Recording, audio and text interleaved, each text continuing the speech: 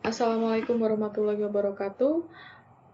Ini adalah video keempat kuliah hidrolik pneumatik. Video ini akan menjelaskan kepada Anda mengenai komponen hidrolik dan pneumatik. Kemudian memahami rangkaian hidrolik pneumatik, dan yang terakhir adalah memahami penomoran rangkaian hidrolik pneumatik. Seperti Anda ketahui ya, komponen hidrolik pneumatik seringkali sistemnya digambarkan menggunakan simbol tertentu yang sesuai dengan standar DIN atau standar ISO 1219. Nah, masing-masing komponen ini ya, masing-masing komponen yang terdapat dalam sistem ini, jika kita urutkan di sini ada tangki yang pertama, kemudian ada pompa, ada motor ya.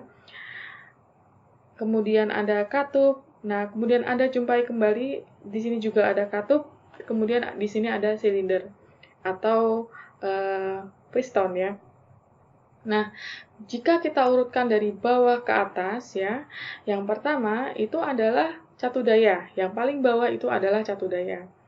Catu daya, jadi kalau Anda menggambarkan sistem hidrolik pneumatik, itu Anda gambarkan yang paling bawah dulu adalah catu daya atau sumber energi.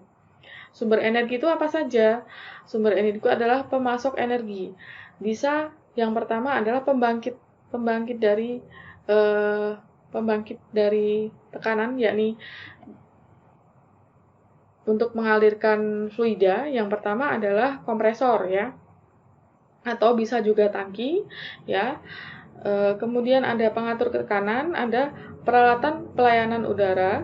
Nah, biasanya yang di bawah ini adalah tangki. Kemudian ada filter ya, ada filter untuk menyaring, baik itu penyaring hidrolik atau penyaring pneumatik.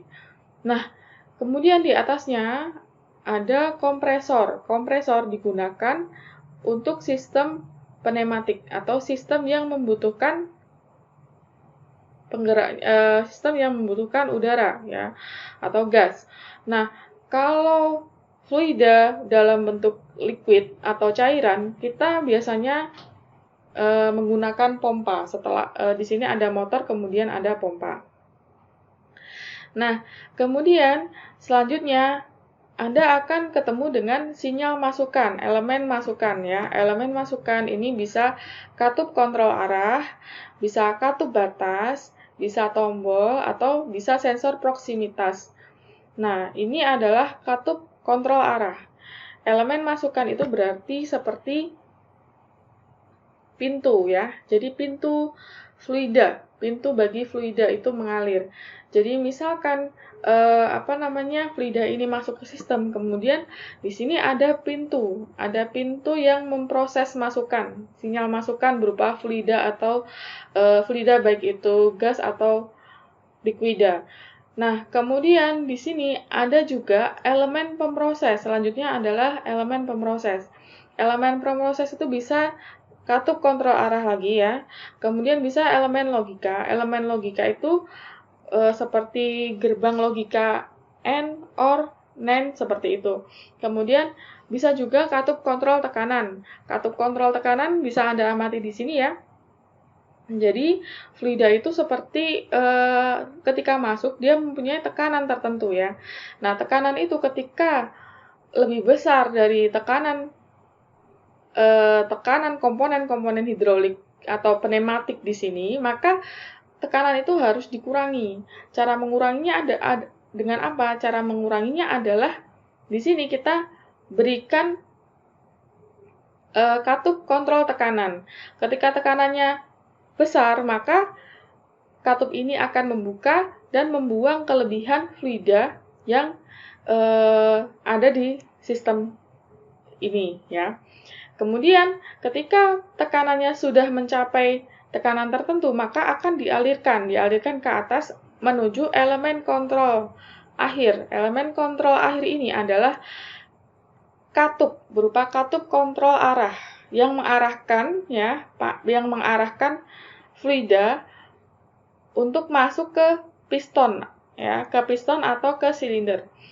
Jadi di sini biasanya katup kontrol arah itu dia punya beberapa arah. Arah artinya apa? Misalkan Anda punya tuas.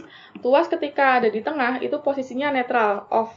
Ketika di kanan, ketika kita tarik ke kanan, tuasnya kita geser ke kanan, dia bisa maju atau bisa naik. Ketika kita tuasnya bisa kita pindahkan ke kiri, dia akan mundur atau turun seperti itu.